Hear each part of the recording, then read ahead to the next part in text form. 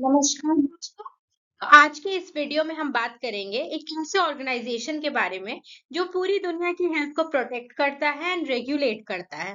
और इस ऑर्गेनाइजेशन का नाम है वर्ल्ड हेल्थ ऑर्गेनाइजेशन या डब्ल्यूएचओ। तो सबसे पहले ये जानना बहुत इंपॉर्टेंट है कि डब्ल्यूएचओ है क्या। What is WHO? So WHO एक स्पेशलाइज्ड एजेंसी है यूनाइटेड नेशंस की, जो कि रिस्पॉन्सिबल है पब्लिक हेल्थ के लिए। अब ये जो पब्लिक हेल्थ है ये बस एक नेशन के लिए नहीं है, ये पूरे ओवरऑल वर्ल्ड के लिए। तो कोई भी तरह का अगर हेल्थ प्रॉब्लम आता है या किसी भी तरह का हेल्थ इमरजेंसी आया, जैसे कि कोविड 19 आया था, तो उस समय कौन रेगुलेट कर रहा था? तो मेन जो एजेंसी जो थी, जो रेगुलेट कर रही थी कि कौन सा वैक्सीन अच्छा है, कैसे क्या-क्या सिम्पटम्स देखे जा रहे हैं, उसको बताना सारे लोगों को, हेल्थ एजुकेशन देना, हेल्थ को प्रमोट करना, अवेयर करना लोगों को, ताकि केसेस कम हो। तो ये सारे काम कौन करता है? डब्ल्यूएचओ करता है। तो ये एक स्पेशलाइज्ड एजेंसी है यूनाइटेड नेशंस के अंदर, जो कि इंटरनेशनल पब्लिक हेल्थ के लिए रिस्पॉन्सिबल है। इसका फाउंडेशन कब का है? तो 7 अप्रैल 1948 को ये फाउंड हुआ था। अब हम इसका हिस्ट्री तो अभी आगे हम जानेंगे। थोड़ा सा हिस्ट्री जानना बहुत इंपॉर्टेंट है हर चीज का, क्योंकि आप हिस्ट्री से आप रिलेट कर सकते हो उन चीजों को, है ना? और जब आप आंसर लिखोगे तो आपका आंसर राइटिंग बेटर होगा इसमें। तो ये आपको बहुत ध्यान में रखना है कि इसका फाउंडेशन कब हुआ था? 7 अप्रैल 1948 को हुआ था, जिसको हम आगे चल के वर्ल्ड हेल्थ डे की तरह से भी मनाते हैं। 7 अप्रैल को हर साल मनाया जाता है ये। और हर साल कुछ अलग इसका थीम होता है, जो कि याद रखना भी हमें इम्पोर्टेंट है। तो हम आगे ये देखेंगे। अब ये जान लेते हैं इसका हेडक्वार्टर कहाँ है। तो ये जो आप बिल्डिंग देख रहे हैं इस इमेज में, यही है हेडक्वार्टर डब्ल्यूएचओ का। ये कहाँ पे स्थित है? जेनेवा, स्विट्जरलैंड में लोकेटेड है। और ये भी बहुत इंपॉर्टेंट है कि आपको पता होना चाहिए कि कितने कंट्रीज जो है वो मेंबर स्टेट्स है डब्ल्यूएचओ के। तो 194 कंट्रीज जो है पूरे वर्ल्ड वाइड, वो मेंबर स्टेट्स हैं डब्ल्यूएचओ के। ठीक है। तो अब थोड़ा सा हिस्टोरिकल बैकग्राउंड देखना बहुत जरूरी है, क्योंकि अगर आप किसी भी चीज के बारे में अगर आप हिस्ट्री के पर्सपेक्टिव से देखेंगे तो आप उसको रिलेट करने में थोड़ा आपके लिए इजी पड़ेगा। तो इसलिए हम देख लेते हैं कि इसका हिस्टोरिकल बैकग्राउंड क्या है। ये कोई ऐसा एजेंसी तो नहीं है जो कि बहुत ज्यादा पुराना है। 1948 है, but that is not very old age. ठीक है, अराउंड 75 to 77 ईयर्स हुए हैं। तो हमें ये जानना बहुत जरूरी है कि इस चीज का नीड कहाँ से हुआ, कैसे लोग रियलाइज किए कि एक वर्ल्ड लेवल पे एक कुछ ऑर्गेनाइजेशन होना चाहिए हेल्थ के लिए। ठीक है।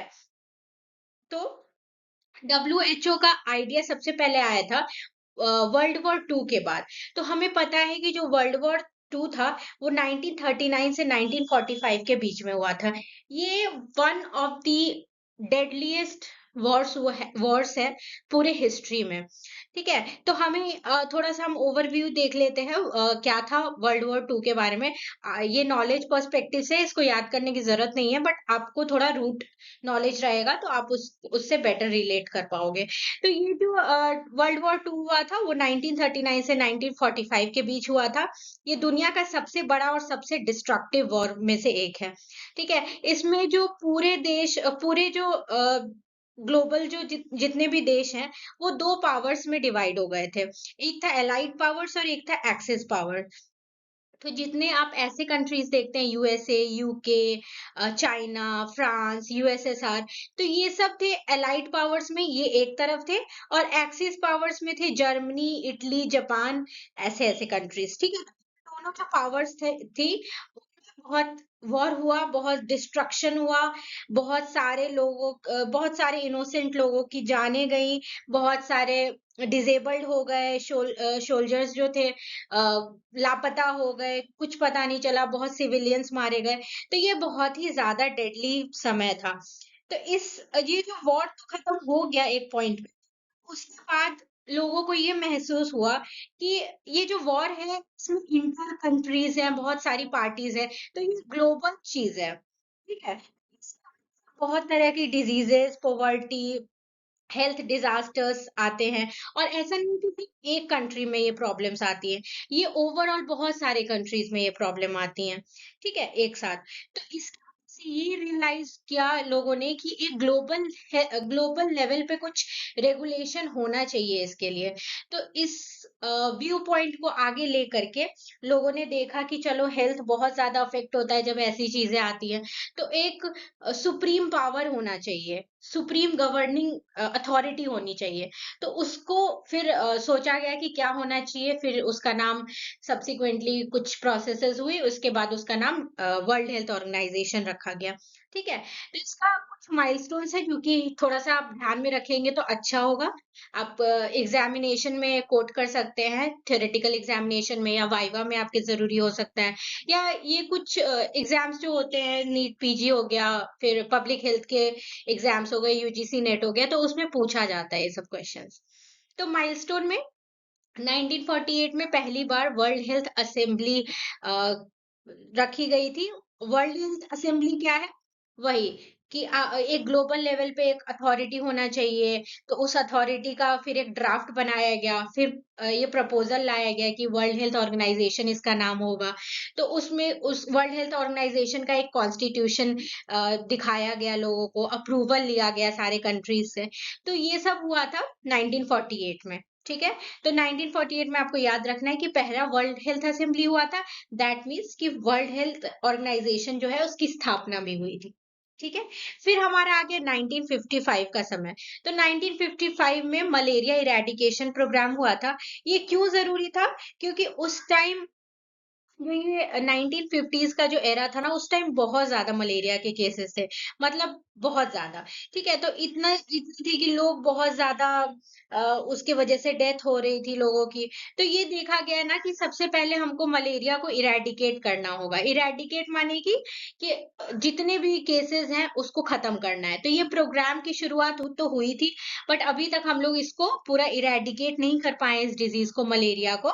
ठीक है, मतलब शुरुआत हुई थी 1955 से। ये एक लैंडमार्क प्रोग्राम है जो कि आप याद रख सकते हैं। ठीक है, उसके बाद 1979 में स्मॉल पॉक्स इरेडिकेशन किया गया। अब ये बहुत ज्यादा इंपॉर्टेंट, आपको कुछ याद ना रहे इसमें से, आपको ये याद रहना चाहिए कि स्थापना हुई थी 1948 में और स्मॉल पॉक्स का इरेडिकेशन हुआ था 1979 में। सिर्फ बस एक ही डिजीज का हुआ है अभी तक वर्ल्ड वाइड, तो वो है स्मॉल पॉक्स। स्मॉल पॉक्स का ओवरऑल जब डब्ल्यूएचओ ने कब डिक्लेयर कर दिया कि एक भी केस नहीं है, 1979 में, ये आपको याद रखना है। उसके बाद आया 2003 का समय, जिसमें कि सार्स आउटब्रेक हुआ था, जो कि चाइना से ही निकला था, जस्ट लाइक कोविड 19। उसके वजह से अक्यूट रेस्पिरेटरी सिंड्रोम्स देखा गया था लोगों में, तो उसको भी काफी हद तक डब्ल्यूएचओ ने कंट्रोल किया था। फिर कोविड 19 तो हम सबको पता है 2020 में आया, और ये तो मुझे नहीं लगती कि कोई भी ऐसा है जो कोविड 19 नहीं जानता है, ऑब्वियसली सब जानते हैं। तो कोविड 19 को भी कंट्रोल करने के लिए बहुत हद तक डब्ल्यूएचओ ने काम किया है। ठीक है, तो और in fact most of the people जो लेमन लोग हैं उनको भी डब्ल्यूएचओ के बारे में इसी टाइम में पता चला जब कोविड 19 का पैंडेमिक आया था। ठीक है, आप अपने आस पड़ोस से भी पूछ सकते हैं, तो आपको यही आंसर मिलेगा, कोविड से ही रिलेटेड आंसर मिलेगा। तो आप ये सब याद रख सकते हैं मेजर माइलस्टोन्स पे। अगर आपको और फर्दर ज्यादा याद रखना है तो एक ये जो इमेज है इसमें हिस्ट्री है डब्ल्यूएचओ का, तो आप याद रख सकते हैं, बट जो मैंने जो पॉइंट्स दिए हैं वो आपको जरूर से जरूर याद रखने हैं। चलिए, फिर आते हैं डब्ल्यूएचओ का विजन और मिशन क्या है। तो क्या आपको पता है विजन और मिशन में क्या डिफरेंस होता है? तो विजन बस अकेला एम होता है। ठीक है, विजन एक होता है, और मिशन वो स्टेप्स होते हैं जो लेके हम उस विजन के टुवर्ड्स जाते हैं। ठीक है, तो डब्ल्यूएचओ का विजन क्या है कि एक यह जो हमारा जो दुनिया है, उसमें सारे लोग अपने highest possible level of health को मेंटेन कर सके। ठीक है, ऐसा ना हो कि मतलब ये हेल्थ फॉर ऑल के कॉन्सेप्ट पे काम करते हैं। यही है विजन इसका कि सबके लिए बेटर, आपको बेटर हेल्थ केयर देना है, हेल्थ देना है इनफैक्ट। ठीक है, हर तरह से हो सकता है, आप हेल्थ केयर को इम्प्रूव करके दे सकते हैं, आप हेल्थ एजुकेशन कर सकते हैं, आप हेल्थ प्रमोशन कर सकते हैं, आप फंडिंग कर सकते हैं जो गरीब देश है उनको। तो विजन जो है वो है कि हमारा वर्ल्ड ऐसा हो जिसमें सारे पीपल जो हैं वो highest possible level of health को अटेन कर पाए। ठीक है? अब ये कैसे, विज़न कैसे पूरा हो सकता है? तो ये मिशन के वजह से ही पूरा हो सकता है। तो मिशन शॉर्ट टर्म गोल्स होते हैं, जो कि हमको अचीव करना है, जिसके हेल्प से हम विज़न की तरफ जा पाएँगे, या विज़न को जीत पाएँगे। तो उसके लिए सबसे पहला है प्रमोशन ऑफ हेल्थ। हेल्थ को प्रमोट करना बहुत इम्पोर्टेंट है, क्योंकि हमें पता है कि जो वर्ल्ड है, उसमें बहुत बहुत वेरिएशंस है। अब आप यूएस चले जाइए तो आपको सब रोज़ी-रोज़ी लगेगा, मतलब everything well maintained, clean, everything properly managed, तो ऐसा लगेगा आपको। एक अनडेवलप्ड कंट्री में आ जाइए, आप अफ्रीका चले जाइए तो आपको बहुत वेरिएशन, मतलब ह्यूज वेरिएशन दिखेगा। तो ये बहुत ज़रूरी है कि हेल्थ का प्रमोशन प्रॉपर्ली हो पाए, ठीक है? Keep the world safe. अब सेफ हमें ये, हम सबको पता है कि अगर कोई इंसान बीमार रहता है तो उसका सब तरह से लाइफ अफेक्ट होता है। वो, उसको काम में मन नहीं लगेगा, काम में मन नहीं लगेगा तो हो सकता है कि वो अच्छा ना उसको वो उसका एम्प्लॉयमेंट खराब हो, एम्प्लॉयमेंट खराब है तो उसका इनकम खराब होगा, उसका रिलेशनशिप विद अदर्स खराब होगा।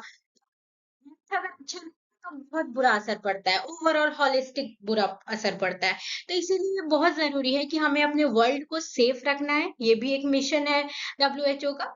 सर्व द वल्नरेबल। अब वल्नरेबल माने कि वल्नरेबल उन लोगों को कहते हैं जो कि सबसे ज़्यादा प्रोन है किसी चीज़ के लिए। अगर मान लीजिए कि जैसे कोविड-19 आया इंडिया में, तो आपको क्या लगता है, अंबानी ज़्यादा अफ़ेक्टेड होंगे, या जो गरीब मज़दूर हैं, जो भी गरीब मज़दूर है वो ज़्यादा वल्नरेबल होंगे, या वो ज़्यादा अफ़ेक्टेड होंगे? ऑफ़ कोर्स जो गरीब है वो अफ़ेक्टेड होंगे, क्यों? क्योंकि अंबानी के पास इतना पैसा है कि वो बेटर हेल्थ केयर ले सकते हैं, वो अपना हॉस्पिटल ही खोल सकते हैं। अगर मान लीजिए कि उनके 2 मेंबर भी बीमार हो गए, तो वो खुद का हॉस्पिटल खोल सकते हैं उसके लिए। उनके लिए कोई बड़ी बात नहीं है, ठीक है? तो उनके पास सारे सोर्सेज़ हैं, हर तरह से एसेट्स हैं, रिसोर्सेज़ हैं। तो वल्नरेबल वो ग्रुप होता है जो कि अ, सबसे ज़्यादा अफेक्टेड हो सकता है, ठीक है? That's most prone to affection, kind of disaster और any kind of problem arises. तो इस वल्नरेबल ग्रुप पे ध्यान रखना है। अब जो खुद के लिए सेल्फ सफिशिएंट है, उस पे ध्यान तो सब रखेगा, वो खुद के लिए सफिशिएंट है, ठीक है?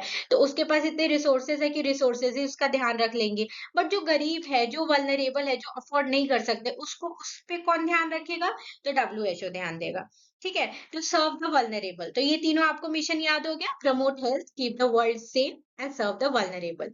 अब ये जो आप डायग्राम देख रहे हैं, ये ये प्रोसेस है, हेल्थ प्रमोशन कैसे काम करता है, ठीक है? तो ये आप सब्सीक्वेंट लेक्चर्स में भी देखेंगे, बस बट मैंने यहाँ इसलिए डाला है कि अगर आपका थ्योरेटिकल एग्जाम हो, तो आप उसमें ये अच्छे से कोट कर सकते हैं, ठीक है? तो जो हेल्थ प्रमोशन है, उसका कुछ प्रोसेस है। सबसे पहले कम्युनिटी को असेस किया जाता है।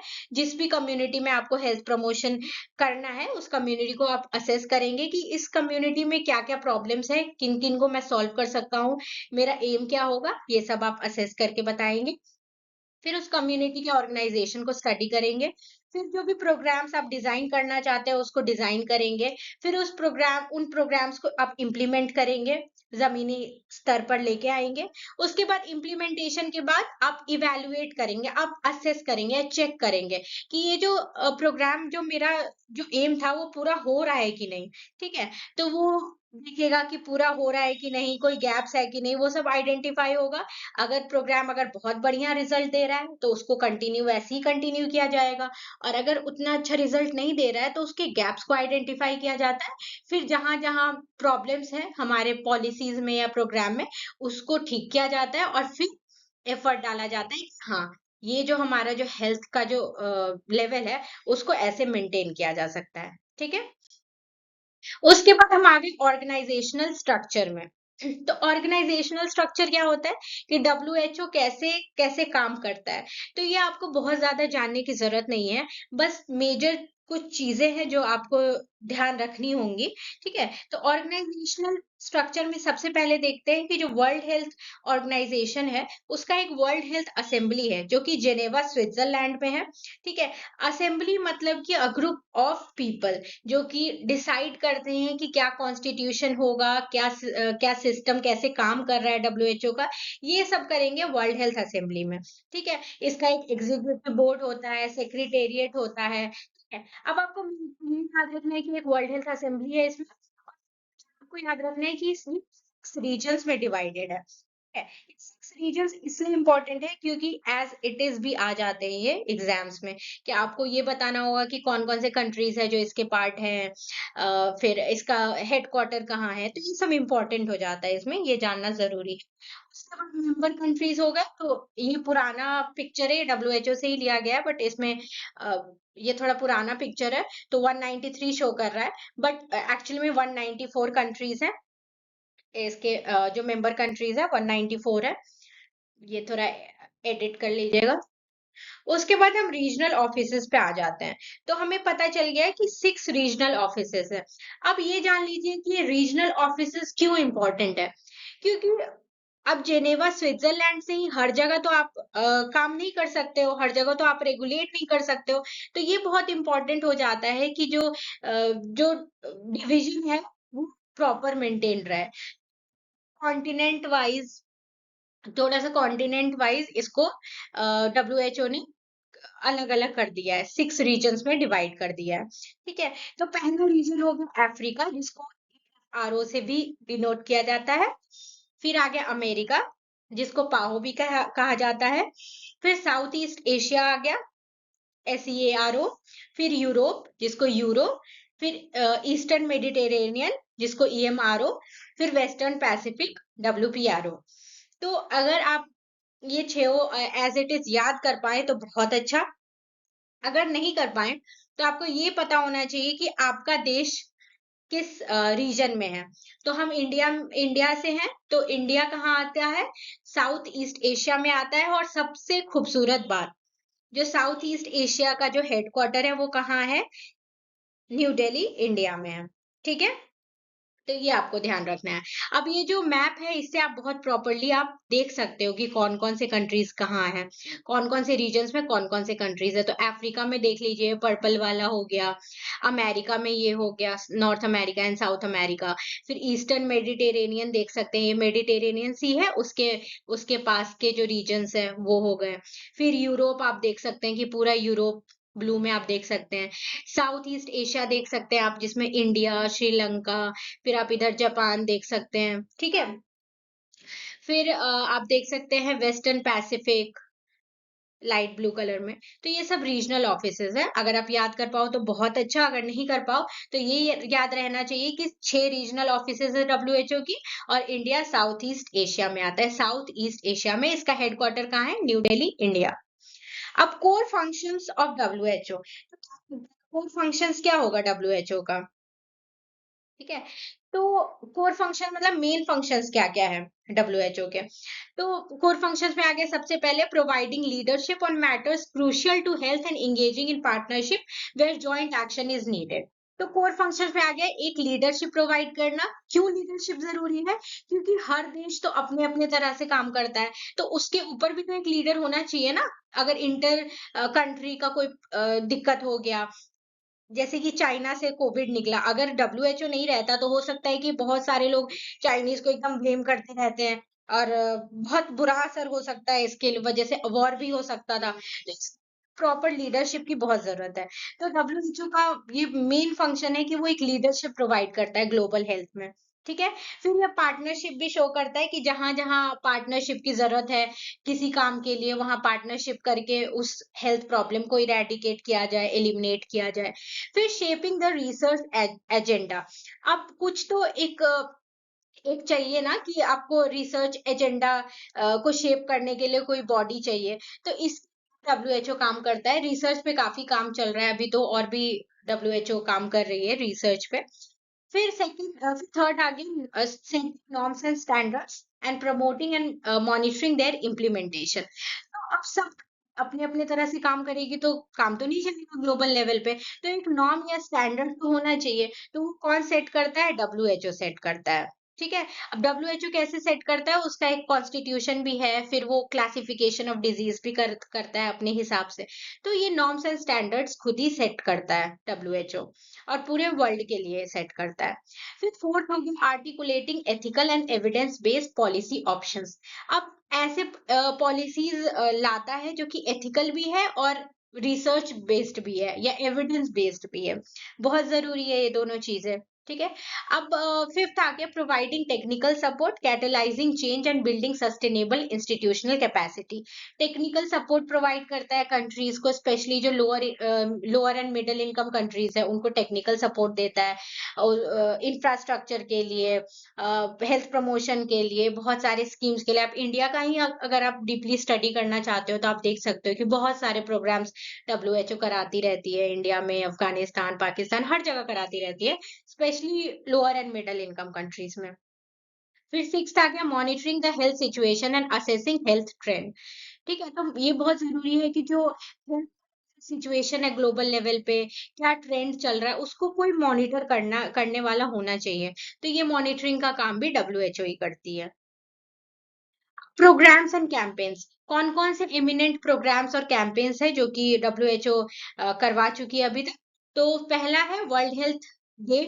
वो क्यों 7 अप्रैल को मनाया जाता है? क्योंकि 7 अप्रैल 1948 को ही डब्ल्यूएचओ की स्थापना हुई थी, इसीलिए हर साल हम वर्ल्ड हेल्थ डे मनाते हैं 7 अप्रैल में। और हर साल कुछ अलग अलग थीम होता है जो कि रेलिवेंट होता है उस साल से। फिर कोवैक्स इनिशिएटिव, ये भी अ, इसी का डब्ल्यूएचओ का ही प्रोग्राम है। ग्लोबल टीबी प्रोग्राम, जो कि पूरे वर्ल्ड से टीबी को हटाने की कोशिश कर रहे हैं, एलिमिनेट करने की कोशिश कर रहे हैं। ये एक बहुत प्रोमिनेंट प्रोग्राम है डब्ल्यूएचओ का। फिर एक्सपैंड प्रोग्राम ऑन इम्यूनाइजेशन, ये आप देख सकते हैं कि जो चिल्ड्रन का इम्यूनाइजेशन है, मदर्स का इम्यूनाइजेशन है, वो इसी के गाइडलाइंस पे बेस्ड होती है। तो ईपीआई भी है, बहुत ही इंपॉर्टेंट, आपको याद रखना होगा, एक्सपैंडेड प्रोग्राम ऑन इम्यूनाइजेशन। फिर आ गया वन वन हेल्थ अप्रोच। अब वन हेल्थ अप्रोच ना आजकल बहुत ट्रेंड में है। ठीक है। तो आप बहुत सारे जॉब वैकेंसीज देखोगे, उसमें भी रहेगा ये प्रोजेक्ट है वन हेल्थ अप्रोच पे बेस्ड। तो अब थोड़ा कंफ्यूजन होता है कि वन हेल्थ अप्रोच क्या है। तो वन हेल्थ अप्रोच है ना, ये कहता है कि जो इंसान का जो हेल्थ है ना, वो बस इंसान के हेल्थ, इंडिविजुअल हेल्थ पे या इंडिविजुअल आदतें हैं उस पे बेस नहीं होती हैं। ये इन्वायरमेंट से भी रिलेटेड होती है और एनिमल्स के हेल्थ से भी रिलेटेड होती है। तो इसमें वन हेल्थ कॉन्सेप्ट जो है एक अम्ब्रेला कॉन्सेप्ट है। तो इसमें हम बस ह्यूमन के हेल्थ पे ध्यान नहीं देते हैं, हम ह्यूमन के हेल्थ अलोंग विथ इन्वायरमेंट का हेल्थ और अलोंग विथ एनिमल्स एनिमल्स के हेल्थ पे हम एक साथ ध्यान देते हैं। तो आप अगर चाहो तो इस डायग्राम से आप पढ़ सकते हो थोड़ा सा। ठीक है। तो ये वन हेल्थ का एक डायग्राम है, आप इसको कोट कर सकते हो अपने एग्जाम्स में। बट ये कॉन्सेप्ट वही है कि वन हेल्थ एक अम्ब्रेला टर्म है। ठीक है। इसमें human health, environment health, animal health, तीनों पे ध्यान दिया जाता है, हॉलिस्टिक अप्रोच है। अब कुछ क्रिटिसिज्म एंड चैलेंजेस है। अब कोई भी अच्छा काम करता है तो कुछ उसका तो क्रिटिसिज्म होता ही है। ठीक है। हर जगह होता है, हर चीज में होता है। तो क्रिटिसिज्म और चैलेंज तो हर ऑर्गेनाइजेशन फेस करती है, हर इंडिविजुअल फेस करती है। तो क्योंकि हर चीज तो परफेक्ट नहीं हो सकता ना, जैसा प्लान किया जाता है तो वैसा परफेक्ट नहीं हो सकता। तो फर्स्ट आती है funding dependency on voluntary contributions. जैसे आप देखें अभी जैसे ही डोनाल्ड ट्रंप बने हैं यूएस के प्रेसिडेंट, तो वो चाह रहे थे कि मतलब उनका कहना था कि why US is spending so much, इतना क्यों डोनेट कर रहा है वो। अब वो जो डोनेट कर रहा है वो तो दूसरे कंट्रीज यूज कर रहे हैं, तो ये मेरा रिसोर्सेज दूसरे कंट्रीज क्यों यूज कर रहे हैं, ये तो यूएस का तो एक ड्रॉबैक हो गया कि उसका मनी तो वेस्ट हो रहा है। फंडिंग जो है इसका डिपेंडेंट है। जो डेवलप्ड कंट्रीज हैं, जैसे हो गया चाइना, हो गया यूके, हो गया यूएस, हो गया, तो इसका थोड़ा ऑटोनॉमी इश्यूज है। ये लोग ज्यादा फंडिंग देते हैं तो ये लोग थोड़ा सा जो फंडिंग जो ज्यादा पैसा देगा उसका थोड़ा रुआब भी तो रहेगा। तो इसकी वजह से थोड़ा फंडिंग डिपेंडेंसी है डब्ल्यूएचओ के ऊपर। क्योंकि अब डेवलप्ड कंट्रीज से लेगा तभी तो दूसरे में अंडर डेवलप में या डेवलपिंग कंट्रीज में यूज करेगा। तो ये फंडिंग का थोड़ा प्रॉब्लम आ गया। इनफैक्ट अभी बहुत ज्यादा प्रॉब्लम्स आ गए फंडिंग के, क्योंकि यूएस विड्रॉ कर रही है। तो इसके वजह से। फिर कुछ पॉलिटिकल प्रेशर्स होते हैं जो कि जैसे कि जो इन्फ्लुएंशियल कंट्रीज़ है वो चाहती है कि आप इस तरह से काम करो, मेरा इतना शेयर है इसमें तो आप इस तरह से काम करो। तो ये सब तो हर जगह होता है, तो पॉलिटिकल प्रेशर्स भी है। Slow initial responses to some outbreak, कुछ आउटब्रेक्स में देखा गया है कि बहुत प्रॉम्प्ट रिस्पॉन्स नहीं शो किया है डब्ल्यूएचओ ने। मे बी हो सकता है कि क्योंकि ये कन्फर्म करना चाहते हैं एविडेंस के साथ ये लोग कुछ रिस्पॉन्स देना चाहते हो, या फिर हो सकता है इनके पास फंडिंग ना हो, जो भी रीजंस हो, पर्सनल रीजंस हो, बट कुछ केसेस में देखा गया है कि स्लो इनिशियल रिस्पॉन्सेज आए हैं आउटब्रेक्स के टाइम में।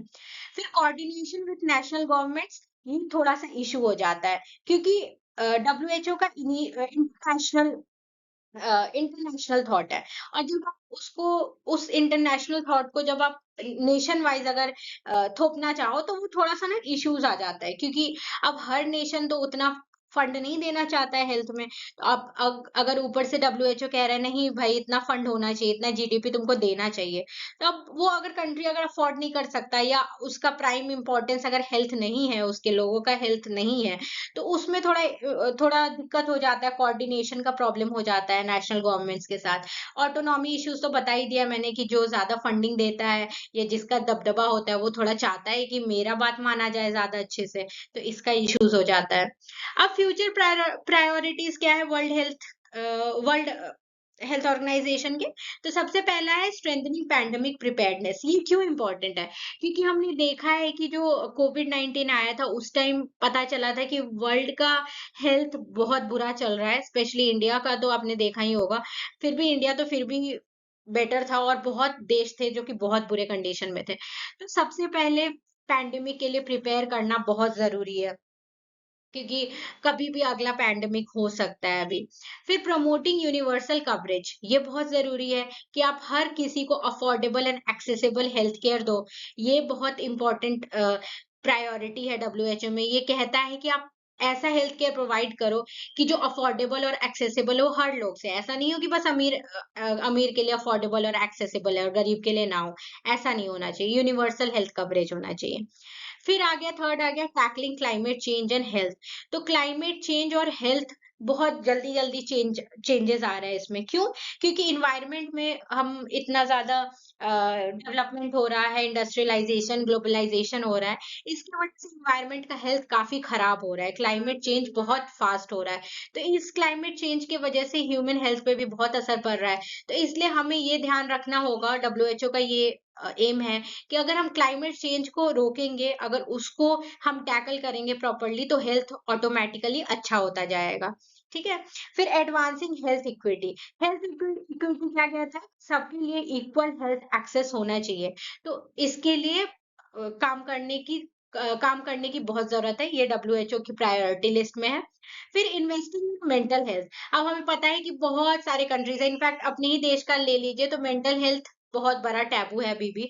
तो इसलिए मेंटल हेल्थ में इन्वेस्ट करना बहुत ज़रूरी है, क्योंकि मेंटल हेल्थ को अक्सर इग्नोर किया जाता है।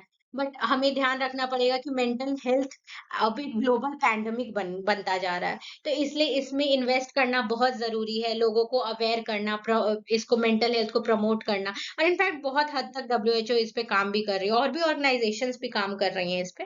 बट ये याद रखना होगा कि इन्वेस्टिंग इन मेंटल हेल्थ एक प्रायोरिटी है डब्ल्यूएचओ के लिए। अब कुछ क्वेश्चंस हैं जो कि हम कवर कर लेते हैं।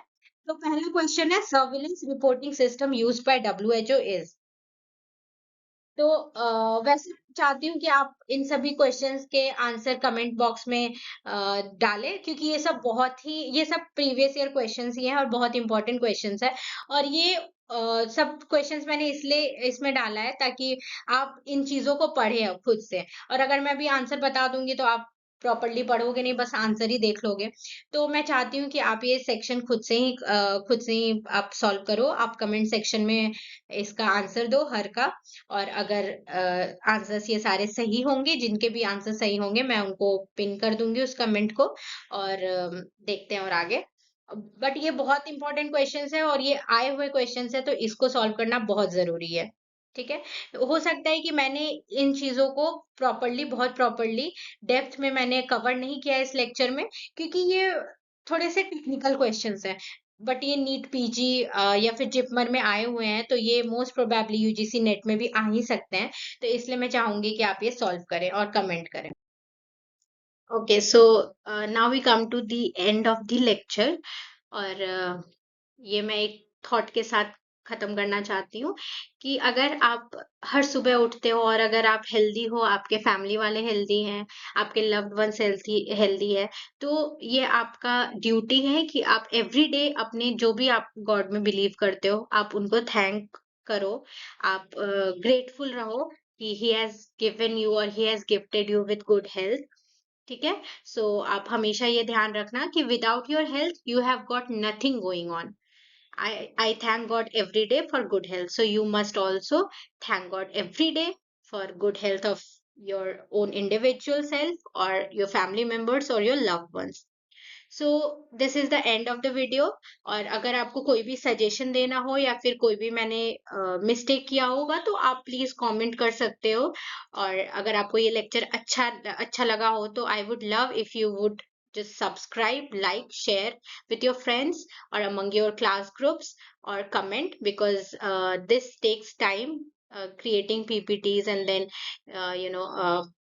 narrating everything. This actually takes time, a lot of my time.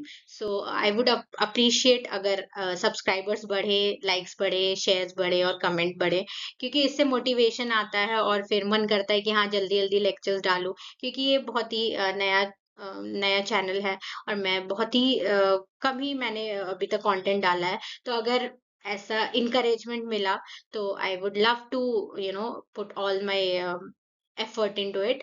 और अगर आपको अच्छा लगा हो तो please leave a comment. And I love if अगर आप ये आंसर्स करोगे जो भी मैंने क्वेश्चंस दिए हैं। Thank you so much for watching.